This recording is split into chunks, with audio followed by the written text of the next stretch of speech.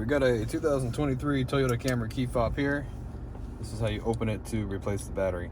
Okay, at the bottom of the remote, there's a sliding button here. I'm going to slide it to the right and hold it down. I'm going to pull out the emergency key, okay?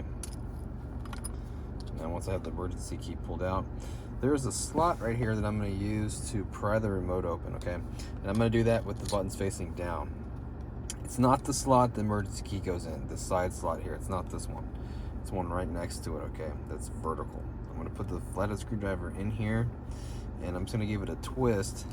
And what that's going to do is that's going to crack the remote open like that, okay? Now you might be able to see the slot a little bit better. It's right here. Now, I'm going to take the back cover off real carefully because I'll show you that once you take this apart, all these buttons get loose.